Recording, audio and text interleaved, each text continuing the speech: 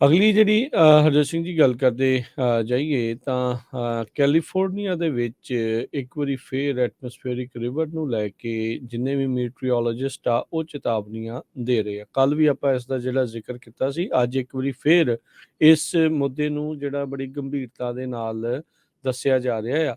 ਕਹਿੰਦੇ ਆ ਵੀ ਇਹ ਜਿਹੜਾ ਮੀਂਹ ਹੈ ਕਾਫੀ ਜ਼ਿਆਦਾ ਮੀਂਹ ਪੈ ਸਕਦਾ ਹੈ ਤੇ ਫਲੱਡਿੰਗ ਸਟਰਕਚਰਲ ਡੈਮੇਜ ਬਹੁਤ ਸਾਰੇ ਥਾਵਾਂ ਦੇ ਉੱਤੇ ਜਿੱਥੇ ਪਾਣੀ ਖੜ ਜਾਂਦਾ ਆ ਉੱਥੇ ਸਟਰਕਚਰਲ ਡੈਮੇਜ ਹੋਣ ਦਾ ਖਤਰਾ ਬਣਿਆ ਪਿਆ ਆ।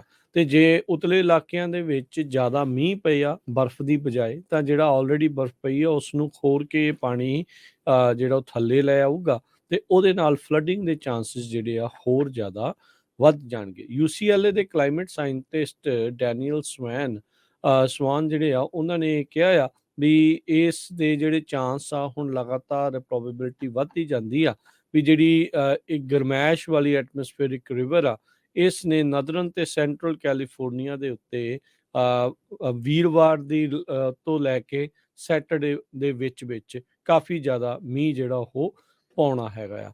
ਪਹਿਲਾਂ ਇਦਾਂ ਦੇ ਸਿਸਟਮ ਬਣਨ ਦੀ ਜਿਹੜੀ ਹਰਜੋਤ ਸਿੰਘ ਜੀ ਖਦਸ਼ਾ ਸਿਰਫ 20% ਦੱਸਿਆ ਜਾ ਰਿਹਾ ਸੀਗਾ, ਪਰ ਹੁਣ ਇਹ ਲਗਾਤਾਰ ਇਹਦੇ ਪਰਸੈਂਟੇਜ ਚਾਂਸਸ ਜਿਹੜੇ ਆ ਉਹ ਵੱਧ ਚੁੱਕੇ ਆ। ਹੁਣ ਤਾਂ ਕਨਫਰਮ ਹੀ ਜਿਹੜਾ ਆ ਉਹ ਕਰ ਰਹੇ ਹੈਗੇ ਆ। ਕਾਰਲਸ ਮੋਲੀਨਾ ਇਹ ਮੀਟਰੀਓਲੋਜਿਸਟ ਨੇ ਨੈਸ਼ਨਲ ਵੈਦਰ ਸਰਵਿਸ ਹੈਨਫੋਰਡ ਤੋਂ, ਉਹਨਾਂ ਨੇ ਕਿਹਾ ਵੀ ਆਪਾਂ ਮੀਂਹ ਦੇਖਾਂਗੇ ਸਨੋ ਦੇ ਉੱਤੇ। ਐਲੀਵੇਸ਼ਨ ਜਿਹੜੀ 2000 ਤੋਂ 4000 ਫੁੱਟ ਦੇ ਦਰਮਿਆਨ ਜਿਹੜੀ ਸਨੋ ਪਈ ਆ ਉੱਥੇ ਮੀਂਹ ਪੈਣਾ ਆ ਤੇ ਉਸ ਮੀਂਹ ਨੇ ਇਸ ਸਨੋ ਨੂੰ ਮੈਲਟ ਕਰਨਾ ਆ। ਸੋ ਫਲੱਡਿੰਗ ਦੇ ਚਾਂਸਸ ਜਿਹੜੇ ਆ ਬਹੁਤ ਜ਼ਿਆਦਾ ਇਸ ਟਾਈਮ ਵੱਧ ਚੁੱਕੇ ਆ। ਆਲਰੇਡੀ ਜਿਹੜੇ ਲੋਕ ਰੂਰਲ ਇਲਾਕਿਆਂ 'ਚ ਪੇਂਡੂ ਇਲਾਕਿਆਂ 'ਚ ਜਾਂ ਕਹਿ ਲਓ ਵੀ ਬੜੇ ਵਿਲਡਰਨੈਸ ਦੇ ਵਿੱਚ ਰਹਿ ਰਹੇ ਸੀਗੇ ਜਿੱਥੇ ਬਰਫ਼ ਬਹੁਤ ਪਈ ਆ, ਉਹਨਾਂ ਨੂੰ ਖਾਣ ਪੀਣ ਦਾ ਸਮਾਨ ਤੇ ਹੋਰ ਰੋਜ਼ਮਰਾ ਦੀਆਂ ਜਿਹੜੀਆਂ ਜ਼ਰੂਰਤਾਂ ਆ ਉਹ ਪੂਰੀਆਂ ਕਰਨ 'ਚ ਬਹੁਤ ਮੁਸ਼ਕਿਲਾਂ ਦਿੱਕਤਾਂ ਜਿਹੜੀਆਂ ਉਹ ਆ ਰਹੀਆਂ ਆ। ਸੋ ਇਹ ਹੁਣ ਆਉਣ ਵਾਲੀ ਜਿਹੜੀ ਐਟਮੋਸਫੇਰਿਕ ਰਿਵਰ ਆ ਇਸ ਵਾਰ ਵਾਰਮ ਵੈਦਰ ਕਰਕੇ ਆ, ਵਾਰਮ ਆ, ਸੋ ਇਹ ਨਹੀਂ ਆ ਵੀ ਠੰਡ ਜ਼ਿਆਦਾ ਹੋਣੀ ਆ, ਟੈਂਪਰੇਚਰ ਠੀਕ ਰਹਿਣਾ ਆ, ਪਰ ਮੀਂਹ ਜਿਹੜਾ ਆ ਉਹ ਕਾਫੀ ਜ਼ਿਆਦਾ ਪਊਗਾ ਤੇ ਬਰਫ਼ ਦੇ ਉੱਤੇ ਮੀਂਹ ਪੈਣ ਦੇ ਨਾਲ ਫਲੱਡਿੰਗ ਦੀ ਸੰਭਾਵਨਾ ਜਿਹੜੀ ਉਹ ਇਸ ਟਾਈਮ ਜ਼ਿਆਦਾ ਪ੍ਰਗਟਾਈ ਜਾ ਰਹੀ ਹੈਗੀ ਆ। ਸੋ ਇਹੀ ਕਹਿ ਰਹੇ ਆ ਵੀ ਬਕਲ ਅਪ, ਗੈਟ ਰੈਡੀ, ਇਹ ਵੈਦਰ ਨੂੰ ਰਾਈਡ ਕਰਨ ਦੇ ਲਈ ਸਾਰੇ ਜਣੇ ਤਿਆਰ ਰਹਿਣ। ਜੀ, ਸੈਂਟਰਲ ਵੈਲੀ ਕੈਲੀਫੋਰਨੀਆ ਦੀ ਤੇ ਸਦਰਨ ਕੈਲੀਫੋਰਨੀਆ ਸੈਨ ਬਰਨਡੀਨੋ ਕਾਉਂਟੀ ਇੱਥੇ ਫਲੱਡਿੰਗ ਦੇ ਬਹੁਤ ਜ਼ਿਆਦਾ ਚਾਂਸ ਆ।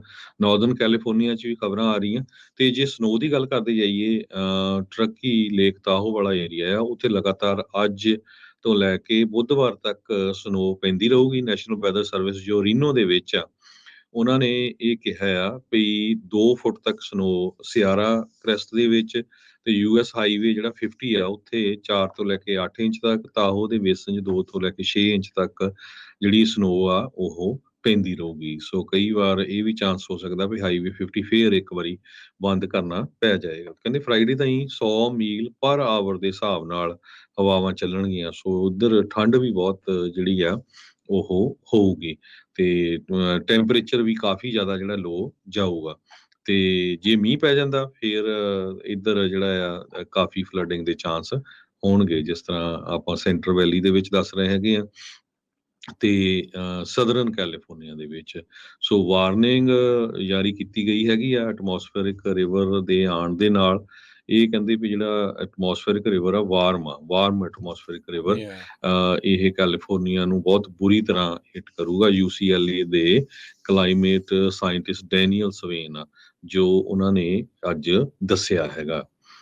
ਕਹਿੰਦੇ ਪਈ 7 ਔਰ 8 ਜਾਂ 10 ਇਹਦੇ ਨਾਲੋਂ ਵੀ ਹਾਇਰ ਵਾਰਮ ਐਟਮੋਸਫੇਰਿਕ ਰਿਵਰ ਇਵੈਂਟ ਆ ਰਹੀ ਆ ਤੇ ਹੈਵੀ ਰੇਨ ਹੋਣੀ ਆ। ਜੇ ਸੈਂਟਰ ਵੈਲੀ ਦੇ ਦੇਖਦੇ ਜਾਈਏ ਜਿਸ ਹਿਸਾਬ ਨਾਲ ਉਹਨਾਂ ਨੇ ਮੈਪ ਬਣਾਏ ਆ ਵੀ ਬਹੁਤ ਜ਼ਿਆਦਾ ਜਿਹੜਾ ਮੀਂਹ ਪਊਗਾ। ਜਿਹੜੇ ਰਿਵਰ ਸਟਰੀਮਸ ਜਿੰਨੀਆਂ ਵੀ ਆ ਉਹ ਸਾਰੀਆਂ ਓਵਰਫਲੋ ਕਰਨਗੀਆਂ। ਲਾਸ ਐਂਜਲਸ, ਸਿਆਰਾ ਨਵਾਡਾ, ਸੈਨ ਬਰਨਡੀਨੋ ਇਹ ਜੋ ਵੀ ਏਰੀਆ ਹੈਗਾ ਆ ਬਹੁਤ ਬੁਰੀ ਤਰ੍ਹਾਂ ਅਫੈਕਟ ਹੋਊਗਾ। ਸੈਨ ਬਰਨਡੀਨੋ ਕਾਉਂਟੀ ਦੇ ਵਿੱਚ ਇੰਨਾ ਜ਼ਿਆਦਾ ਬੁਰਾ ਹਾਲ ਆ ਵੀ ਕੱਲ ਵੀ ਜਿਹੜੀਆਂ ਖਬਰਾਂ ਆ ਰਹੀਆਂ ਸੀਆਂ ਕਈ ਪਰਿਵਾਰਾਂ ਦਾ ਜਿਹੜਾ ਫੂਡ ਆ ਉਹ ਖਤਮ ਹੋ ਗਿਆ ਤੇ 10-10 ਫੁੱਟ ਤੱਕ ਸਨੋ ਪਈ ਹੋਈ ਆ ਤੇ ਬਾਹਰ ਨਿਕਲਣ ਲਈ ਰਸਤਾ ਨਹੀਂ ਹੈਗਾ ਤੇ ਬੜੀ ਮੁਸ਼ਕਲ ਦੇ ਨਾਲ ਜੋ ਪੁਲਿਸ ਵਾਲੇ ਆ ਜਾਂ ਨੈਸ਼ਨਲ ਗਾਰਡ ਵੀ ਬੁਲਾਏ ਗਏ ਹੈਗੇ ਆ ਕੁਛ ਏਰੀਏ 'ਚ ਉਹ ਫੂਡ ਪਹੁੰਚਾ ਰਹੇ ਹੈਗੇ ਆ। 5000 ਤੋਂ ਲੈ ਕੇ 6000 ਫੁੱਟ ਤੱਕ ਉਚਾਈ ਵਾਲੇ ਜਿਹੜੇ ਏਰੀਏ ਆ, ਉੱਥੇ ਤਾਂ ਬਹੁਤ ਜ਼ਿਆਦਾ ਜਿਹੜਾ ਬੁਰਾ ਹਾਲ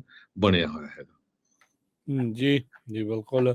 ਸੋ ਜਿਹੜੀ ਯੋਸੇਮਿਟੀ ਵਰਗੇ 8000 ਫੁੱਟ ਜਾਂ ਉਸ ਤੋਂ ਉੱਤੇ ਦੇ ਜਿਹੜੇ ਇਲਾਕੇ ਆ, ਉੱਥੇ ਬਰਫ਼ ਜਿਹੜੀ ਉਹ ਪੈ ਸਕਦੀ ਹੈ। ਇਸ ਵਾਰ 6 ਫੁੱਟ ਇਸ ਸਟੋਰਮ ਦੇ ਵਿੱਚ ਇੱਥੇ ਬਰਫ਼ ਜਿਹੜੀ ਉਹ ਪੈਣ ਦੀਆਂ ਕਿਆਸਰੀਆਂ ਦੱਸੀਆਂ ਜਾ ਰਹੀਆਂ ਆ।